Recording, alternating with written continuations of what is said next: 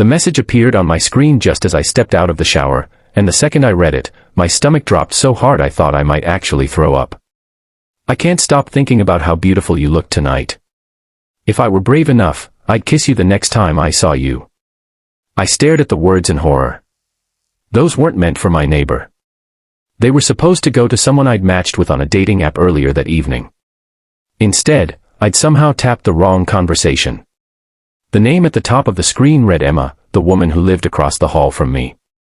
Before I could delete the message, 3 little dots appeared. She was typing. Then they disappeared. No reply. 5 painfully silent minutes crawled by. Then someone knocked on my apartment door. 3 soft taps. My heartbeat thundered as I looked through the peephole. Emma stood there wearing a gray hoodie over pajama shorts, her dark hair slightly messy, one hand tucked into her pocket. She wasn't smiling. I considered pretending I wasn't home. Another gentle knock. I opened the door just enough to peek out. Emma. I can explain. She stepped a little closer, lowering her voice until it was barely above a whisper. Say that again. For a second my brain simply stopped working. What? The message. Her cheeks turned pink. Say it again. I blinked. I didn't mean to send it to you. She nodded slowly. I know. You know. You've never called me beautiful before. She smiled nervously. So I figured it had to be an accident. Relief rushed through me so fast my knees almost gave out. I'm so sorry. She laughed softly. I should probably let you off the hook. I'd appreciate that. But, she said, looking down at the floor, I'd still like to hear you say it. The hallway suddenly felt much smaller. I don't understand. Emma looked up, and for the first time since I'd moved into the building 2 years earlier, I noticed how expressive her eyes really were. I've liked you for months. I stared at her. You, what? I know.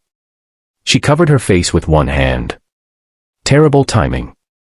No, it's just. She sighed. You always helped me carry groceries upstairs. You did the same for me. You fixed my Wi-Fi. You baked me cookies afterward. You remembered my birthday.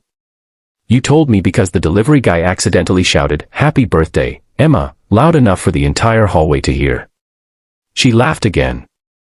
The nervous sound somehow made my own panic disappear. I kept waiting, she admitted. For what? For you to ask me out.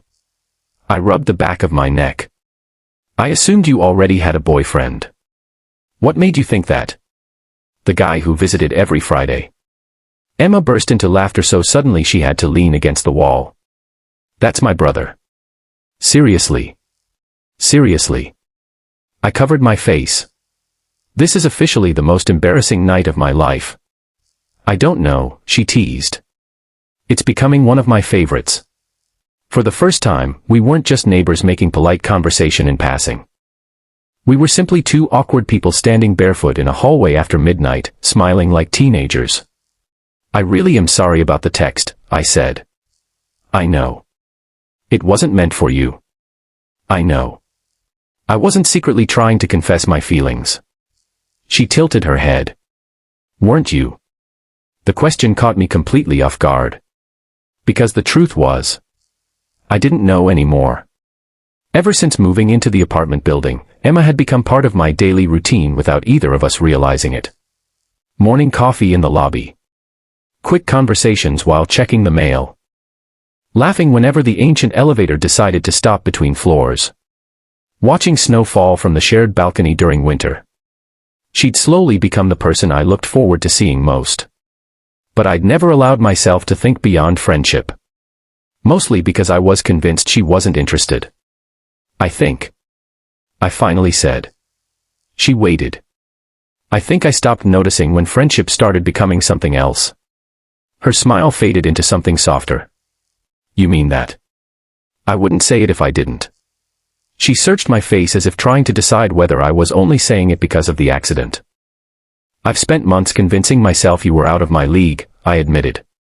Emma blinked. You're smart. So are you. You're confident. She laughed. I knocked on your door because of an accidental love text. Fair point. And I rehearsed what I wanted to say 12 times before you opened the door. I couldn't help smiling. So we're both disasters. The compatible kind. Silence settled between us again. Not awkward. Comfortable. The kind that only happens when two people suddenly realize they've been looking for each other all along. Emma glanced toward my apartment. Can I tell you something ridiculous? I think we've earned ridiculous. I almost deleted your message before reading it. Why? I thought maybe you'd sent it by mistake. You were right. I know. She smiled. But curiosity won. I'm strangely grateful it did. So am I. She hesitated before speaking again. Can I ask one more question? Anything. If you'd actually meant to text me. I looked into her eyes. Would you have kissed me? I laughed quietly. If I'd had enough courage to send that message intentionally. I stepped one pace closer. I probably would have wanted to. Emma didn't move away. Neither of us spoke. The hallway, usually filled with echoing footsteps and slamming doors, felt completely still. Then she smiled in the smallest, warmest way. I guess it's a good thing you texted the wrong person.